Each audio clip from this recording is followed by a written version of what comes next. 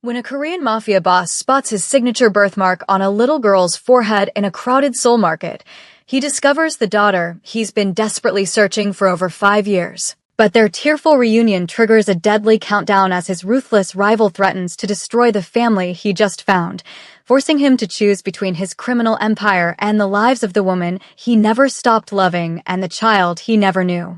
Before we dive into this emotional roller coaster, do me a huge favor, smash that subscribe button, hit the like icon, and drop a comment telling me where in the world you're watching this from. Are you Team Junho, or do you think Jenny should run? Let me know. Now, let's get into the story. 3 days earlier, Jenny had convinced herself they were safe. The crowded Dongdaemun market seemed like the perfect place to disappear, surrounded by hundreds of shoppers haggling over clothes and street food. Nana skipped beside her, clutching a small stuffed rabbit Jenny had bought her with their last few bills. "Mommy, can we get tteokbokki?" Nana asked, her eyes bright with hope. Jenny forced a smile. "Maybe next time, baby." "You always say next time." "I know, sweetheart. I'm sorry." There, 20 meters away, a man in a perfectly tailored black suit stood motionless in the sea of moving bodies, his eyes locked directly on them. "Nana, come here. Now." Jenny's voice had an edge that made Nana obey instantly. But it was too late. The man was already moving toward them, cutting through the crowd with practiced ease. People seemed to part for him instinctively, as if they could sense the danger he carried. Jenny grabbed Nana and started walking in the opposite direction, her pace quick but not quite running. Running would draw attention. Running would confirm she had something to hide. "Jenny." The voice stopped her cold. Deep. Calm. Familiar in a way that made her bones ache. She turned slowly, positioning herself between Nana and the man who now stood less than 3 meters away.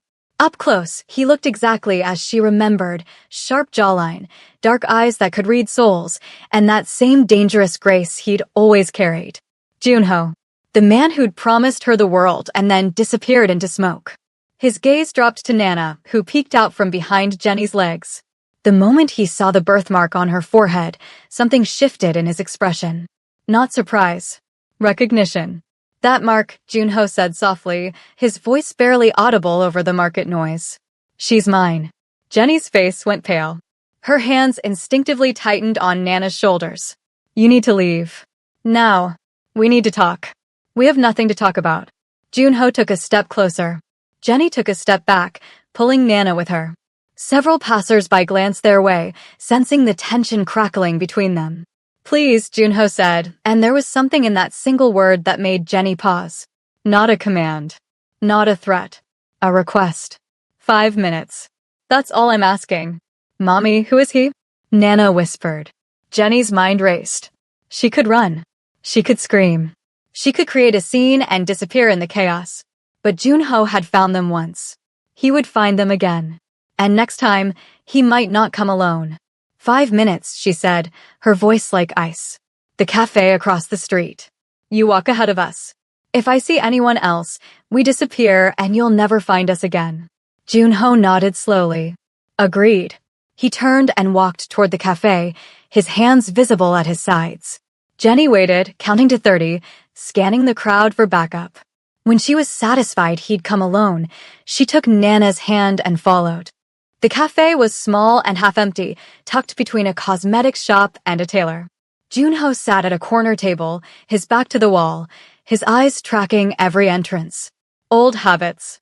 Jenny sat across from him, positioning Nana on her lap, creating a barrier between the child and this man who claimed fatherhood. For a long moment, no one spoke. Junho stared at Nana with an intensity that made Jenny want to flee. Then his gaze lifted to meet hers.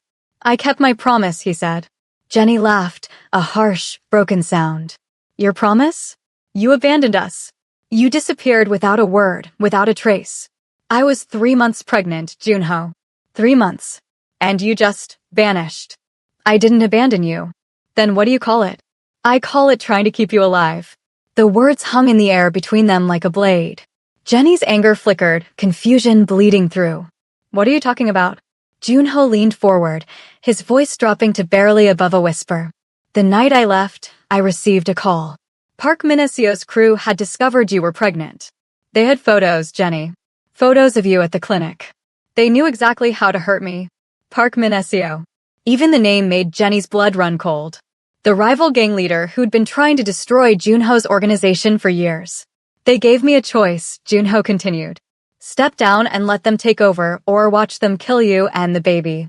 So I made a plan. I told my most trusted men to take you somewhere safe, somewhere even I wouldn't know. That way, if they tortured me, if they broke me, I couldn't give you up even if I wanted to. Jenny shook her head. That doesn't make sense. If you arranged it, why didn't you come back? Why didn't you? Because they betrayed me. Junho's jaw clenched, rage flickering behind his eyes. One of my own men sold us out. They found you anyway. They took you from the safe house, and I had no idea where you were.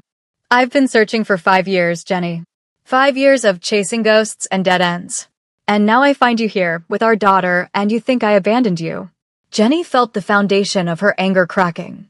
She'd built her hatred for Junho on the certainty that he'd chosen his empire over his family. But if he was telling the truth? I don't believe you, she said, but her voice lacked conviction. You don't have to believe me.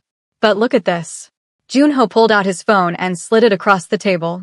On the screen was a photo dated 5 years ago, Jenny, visibly pregnant, standing outside a small house in the countryside. This was the safe house. 3 days after this photo was taken, you disappeared. I tore Korea apart looking for you. Jenny stared at the photo, memories flooding back. She remembered that house. She remembered the men in suits who'd told her Junho had arranged everything, that he was coming for her soon. And then, one night, different men had arrived. Men with cold eyes and cruel smiles. They drugged her, and when she woke up, she was in a basement somewhere far away. They kept me locked up for 2 months, Jenny whispered. They said if I tried to contact you, they'd kill the baby. When Nana was born, they let me go but warned me to stay hidden. I've been running ever since. This story is getting crazy, right? Drop a comment below and let me know what you think Junho should do next. And if you haven't subscribed yet, what are you waiting for? Hit that button now. Junho's hands clenched into fists on the table. Who are they? Did you see faces? Names? I never saw their faces clearly. They wore masks. But I heard a name once. Suk. The color drained from Junho's face. Suk. You know him? He's my right-hand man. Has been for 7 years. The implications crashed over both of them like a wave. If Suk had betrayed Junho, if he'd been working with Park Min-seo all along, then everything made terrible sense. The precision of the attack. The knowledge of the safe house. The years of false leads that had kept Junho chasing shadows. Mommy, I'm scared, Nana whispered. Jenny pulled her daughter closer. It's okay, baby. Everything's. Her phone buzzed. A text message from an unknown number. She opened it and felt the world tilt. We know you met him. If you want your daughter alive, meet us at midnight. Alone. We'll send the address. ***. Below the text was a photo of Jenny and Junho sitting in this very cafe, taken from across the street moments ago. Junho saw her expression change. What is it? Jenny turned the phone so he could see. His face hardened into something cold and lethal, the mask of the Mafia boss sliding into place. They're watching us right now, he said calmly. Don't look around. Don't react. Just stand up slowly and walk out with me. We need to move. I'm not going anywhere with you. Jenny, listen to me. Park Min-seo doesn't make empty threats. If he says he'll kill Nana, he will. Your only chance is to trust me. Just for tonight. After that, if you want to disappear again, I won't stop you. Jenny looked down at Nana's face, at the birthmark that matched the one Junho had on his own shoulder, hidden beneath his suit. She thought about 5 years of running, of being alone, of trying to protect their daughter with nothing but fear and desperation. Okay, she said. But if you're lying to me, if this is some kind of trap, I swear I know. Junho stood, his hand instinctively moving to the small of his back where Jenny knew he kept his gun. Follow my lead. They walked out of the cafe together, Junho's eyes scanning every face, every shadow. A black Mercedes pulled up to the curb as if summoned. The driver's door opened and a young man stepped out, bowing slightly to Junho. Sir, we have movement on the east perimeter. 3 vehicles. Park's signature. Get them to the safe house. Route 7. Lose anyone following. The young man nodded and opened the back door. Jenny hesitated, every instinct screaming at her not to get in that car. But then Nana tugged on her sleeve. "Mommy, is that man my daddy?" The question hung in the air. Jenny looked at Junho, really looked at him, and saw the same expression on his face that she'd seen 5 years ago when he'd promised to love her forever. Pain. Hope. Fear. "Yes, baby," Jenny heard herself say. "He's your daddy." Nana turned to Junho with wide eyes. "Are you going to stay with us this time?" Junho knelt down, bringing himself to Nana's eye level. Up close, the resemblance was unmistakable. Same dark eyes. Same stubborn chin. And that birthmark identical to his own. "I'm going to try," he said quietly. "But first, I need to make sure you're safe. Can you help me do that?" Nana nodded seriously. Junho smiled, a real smile, not the cold mask he showed the world, and gently touched her cheek. "You're so brave. Just like your mother." They got into the car. As it pulled away from the curb, Jenny looked back and saw a man in a dark jacket lowering a camera from across the street. The Watchers. They were everywhere. The drive took 40 minutes, winding through Seoul's streets in a pattern clearly designed to lose any tail. Jenny held Nana close, feeling the girl's heartbeat against her chest. Junho sat across from them, his phone pressed to his ear, giving quiet orders in Korean too quick for Jenny to fully follow. When they finally stopped, they were in front of a modest building in a residential neighborhood. Not the mansion Jenny had expected. No guards visible. No obvious security. "This is one of my personal properties," Junho explained as they got out. "Only 3 people know about it, and after tonight, that number will be down to 2. "Suk," Jenny said. "Suk," Junho confirmed, his voice like winter. Inside, the apartment was surprisingly warm. Comfortable furniture. Books on shelves. Photos on the wall, and Jenny's breath caught when she recognized herself in one of them. A candid shot from 6 years ago, laughing at something off camera. She hadn't known he'd kept it. "There's a bedroom down the hall," Junho said. "You and Nana should rest. I need to make some arrangements." "What kind of arrangements?" "The kind that will end this. Tonight." Jenny grabbed his arm. "Junho, if you're planning what I think you're planning, they threatened my daughter, Jenny. Our daughter. There's no negotiation. There's no mercy. There's just making sure they never have the chance to hurt her again." The cold certainty in his voice should have frightened her. Instead, for the first time in 5 years, Jenny felt safe. Nana had fallen asleep on the couch, curled up with her stuffed rabbit. Jenny covered her with a blanket, then found Junho standing by the window, staring out at the Seoul skyline. He'd removed his jacket, and she could see the tension in his shoulders, the weight of 5 years pressing down on him. "What's the plan?" she asked quietly. "They want you at midnight. I'm going to give them what they want. You can't seriously expect me to walk into that trap." Junho turned to face her. "Not you. Me. I'll go in your place. They want leverage over me. They'll get their meeting. But on my terms. That's suicide. That's strategy." He moved to the dining table where he'd spread out blueprints and photographs. "Park Min-seo has been trying to take over my territory for years. He thinks he's won because he has information about Nana. But he made one critical mistake." "What's that?" "He let me know that Suk betrayed me. And Suk knows things Park doesn't, including the location of every safe house, every weapons cache, every loyal soldier in my organization. If Suk is working with Park, I need to assume everything is compromised." Jenny looked at the photographs spread across the table. Men in suits. Building layouts. What looked like surveillance footage. "So, what do? "I burn it all down and start over." Junho's finger traced a route on one of the blueprints. "But first, I need to know exactly what we're dealing with." The text said they'd send an address. "When they do, I'll know their position." As if on cue, Jenny's phone buzzed. The address appeared, an abandoned warehouse in Incheon, near the docks. Junho pulled up satellite imagery within seconds. "Smart," he murmured. "Multiple exits. Close to water for disposal. Far enough from the city that no one will hear anything." He looked up at Jenny. "They're planning to kill whoever shows up. They're done playing games. Then we go to the police." Junho laughed, but there was no humor in it. "The police? Jenny, half the precinct is on Park's payroll. The other half is on mine. There is no neutral ground here. There's only survival." Jenny sank into a chair, the reality of their situation crushing down on her. She'd spent 5 years convinced she was protecting Nana by running. But she'd just been delaying the inevitable. Men like Park Min-seo didn't forget. They didn't forgive. They collected debts and paid them back in blood. I'm sorry, Junho said suddenly. For all of this. For the life I brought you into.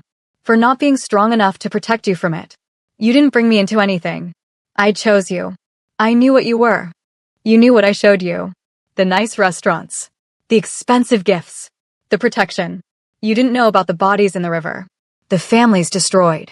The empire built on fear. I'm not naive, Junho. I knew there was darkness. I just thought, she trailed off, not sure how to finish. You thought love would be enough to overcome it, he said quietly. So did I. They sat in silence for a moment, the weight of lost years hanging between them. Then Junho's phone rang. He answered it, listened for 30 seconds, and his expression went completely cold. Understood. 30 minutes. Come alone. He ended the call and looked at Jenny.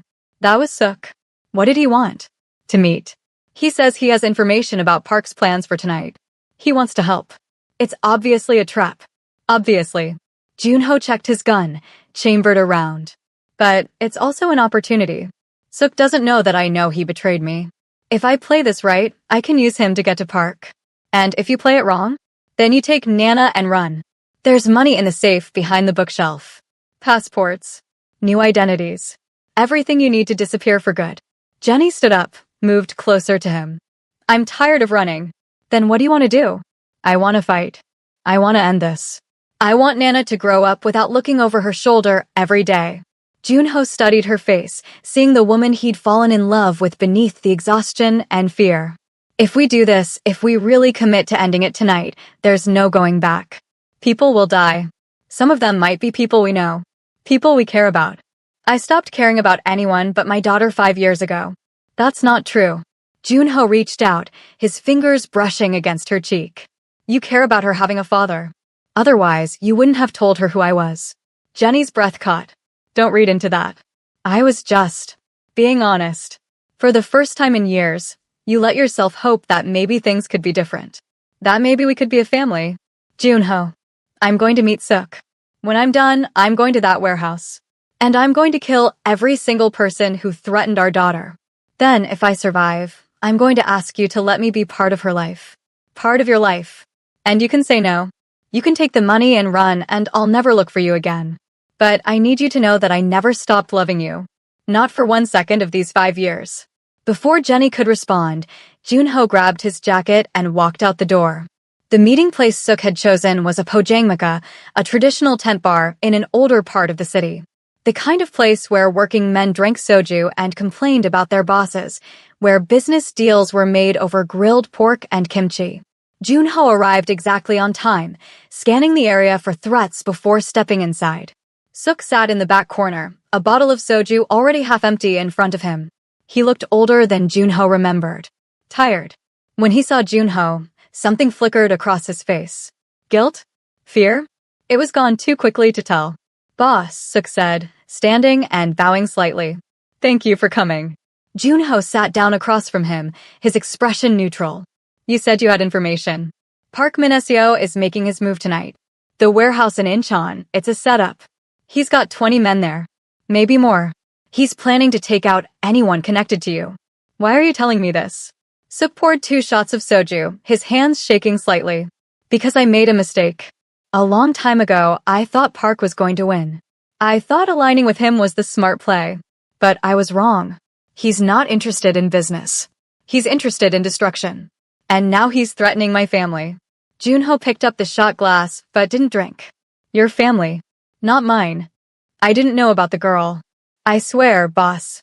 When Park told me about Jenny being pregnant, I thought he was lying. I thought it was just another manipulation tactic. But you helped him anyway.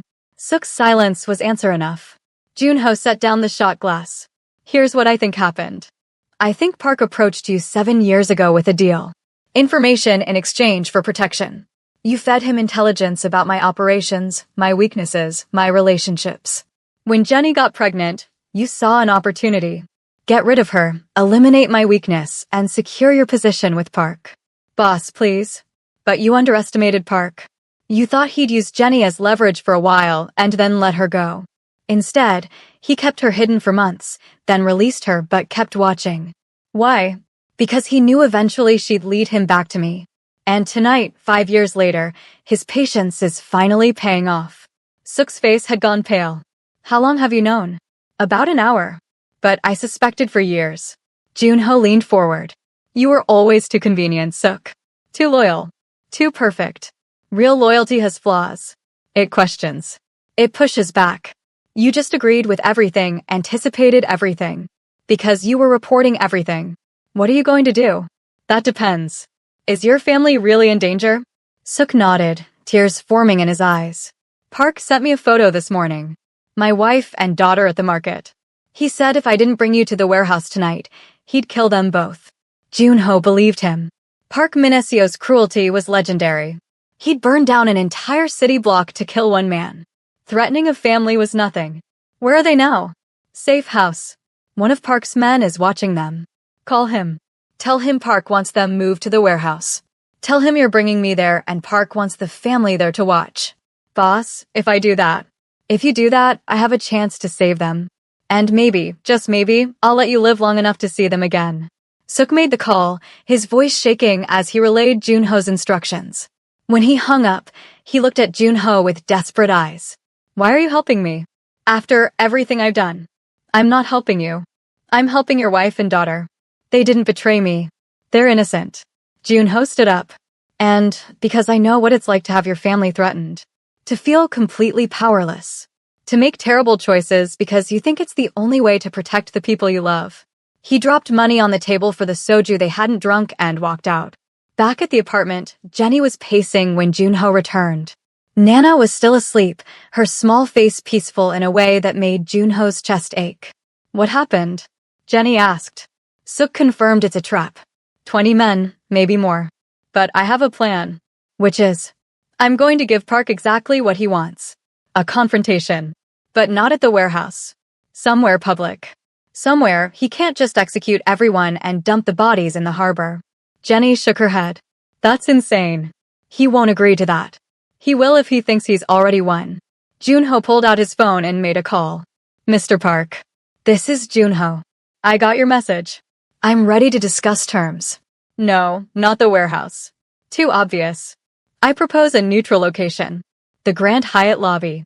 Public. Cameras. No one gets hurt unnecessarily. Because I'm bringing my daughter and I want her to see that her father is a man of honor, not a coward. Midnight. I'll be there. He ended the call and looked at Jenny's horrified expression. You're bringing Nana? Have you lost your mind? I'm not bringing her. But Park doesn't know that. He thinks I'm desperate enough to parade my daughter in front of him. His ego won't let him refuse the chance to humiliate me publicly. And when he realizes you've lied, by then it won't matter. Junho moved to the safe behind the bookshelf, entering the combination and pulling out several items.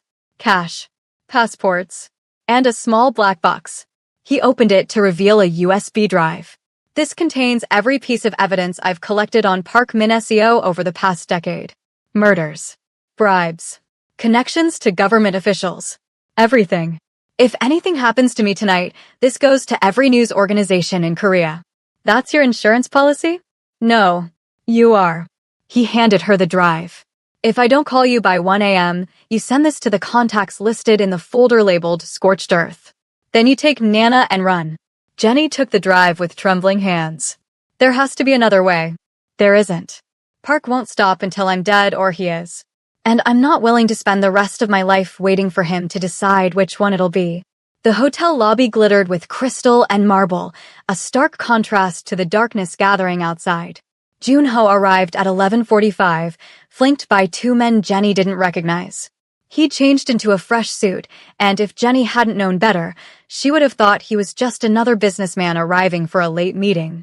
Park Min-seo was already there, sitting in a leather chair near the fountain, surrounded by his own guards.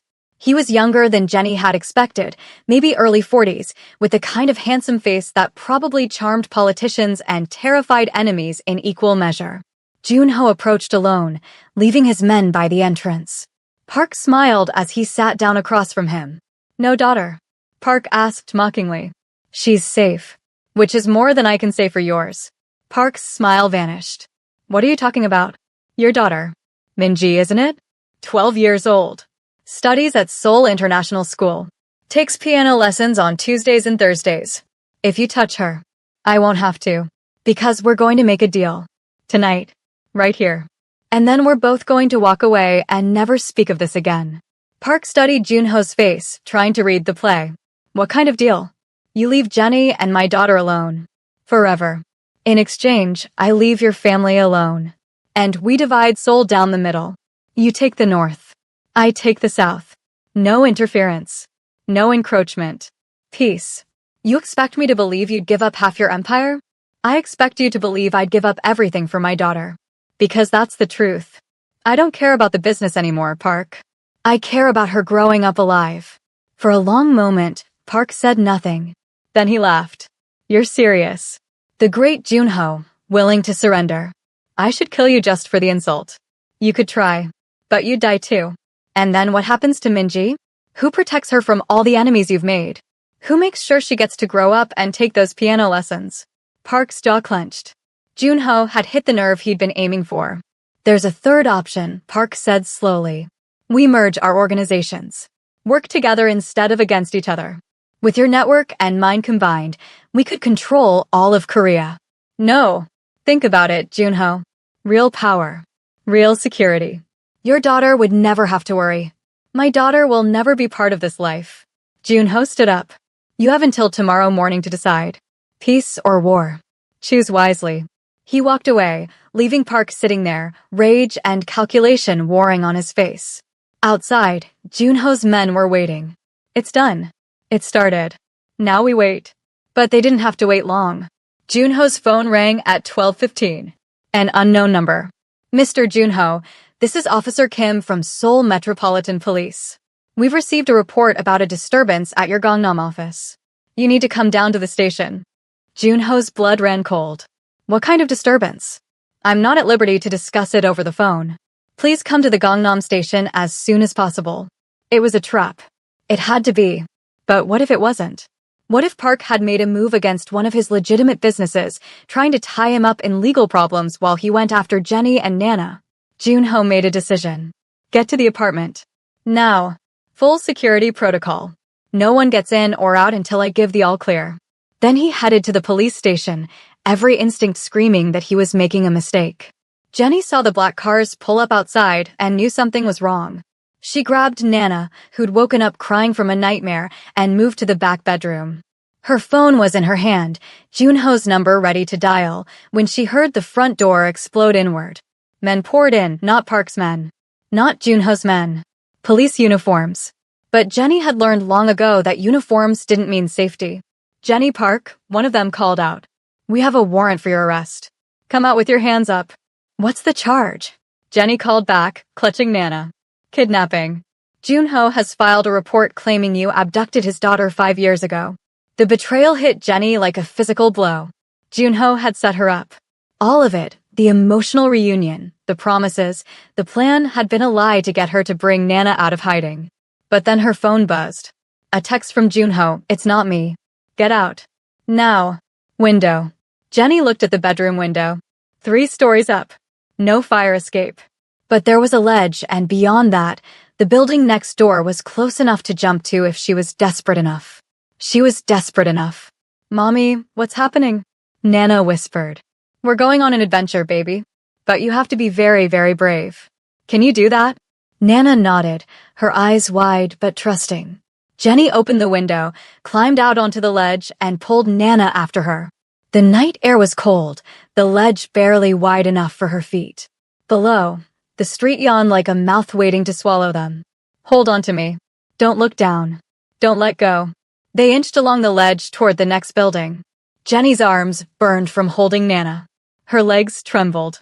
One slip, and they'd both fall. But behind them, she could hear the police breaking down the bedroom door.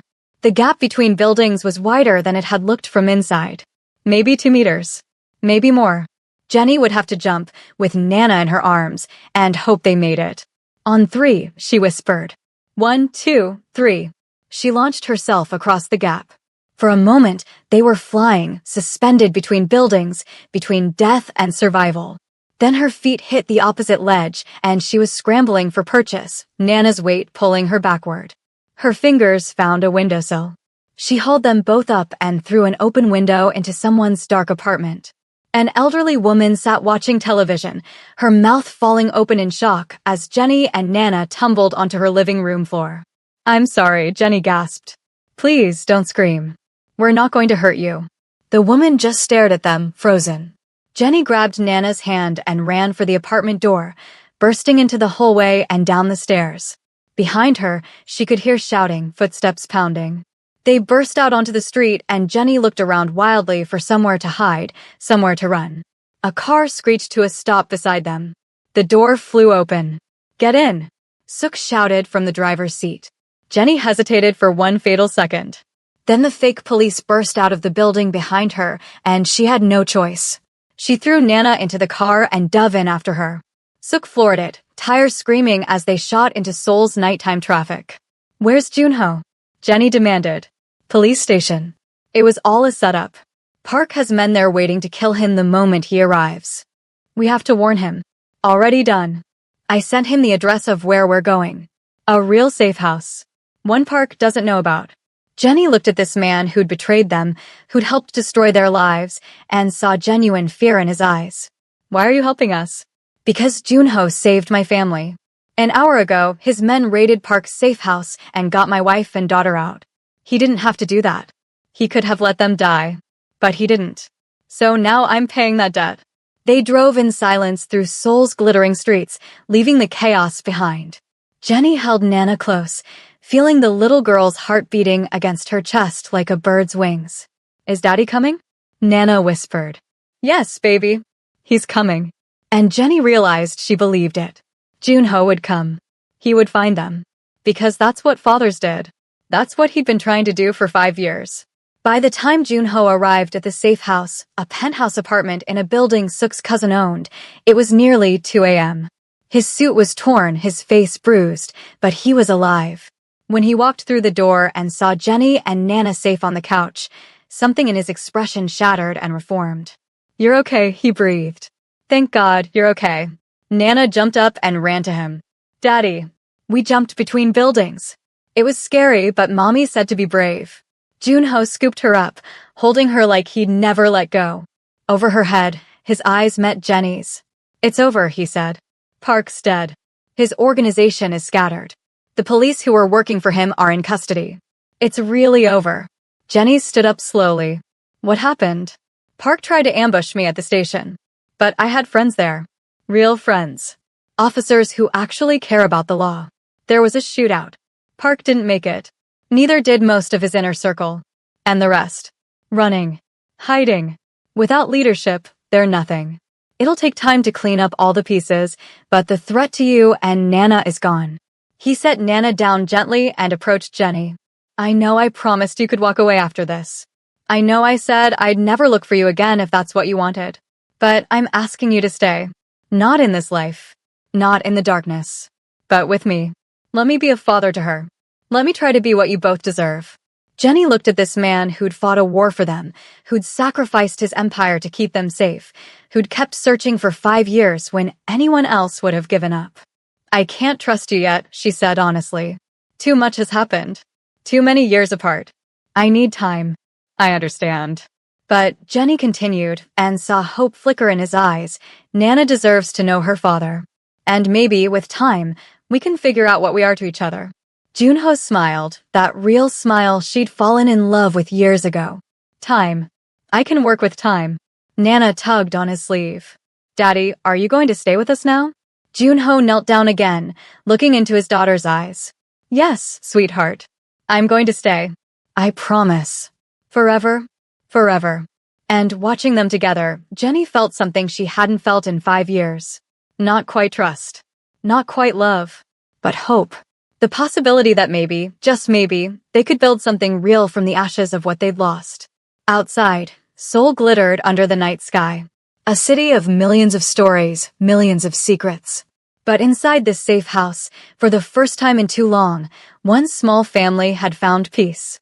3 months later, Jenny stood in the kitchen of a real house, not an apartment, not a hiding place, but an actual home with a yard and a garden, watching Junho teach Nana how to ride a bicycle. He was patient, encouraging, everything a father should be. True to his word, he'd stepped back from the organization, leaving it in the hands of trusted people while he focused on being present. They weren't a perfect family. Jenny still had nightmares. Junho still carried the weight of his past. But they were trying. And maybe that was enough. "Mommy, look. I'm doing it," Nana shouted, pedaling shakily across the grass. Jenny waved, smiling. Junho caught her eye and smiled back, and in that moment, she felt it. Not just hope anymore, but something stronger. Something that felt like coming home. They had a long road ahead. Trust to rebuild. Wounds to heal. But for the first time in 5 years, Jenny wasn't running. She was standing still, watching her daughter laugh, and letting herself believe that maybe, just maybe, they would all be okay. If you made it this far, wow. Thanks for sticking with this crazy story. Make sure you like this video and drop a comment telling me what you thought. Should I make more stories like this? Let me know. And if you haven't subscribed yet, seriously, what are you waiting for? Hit that subscribe button and join the family. See you in the next one.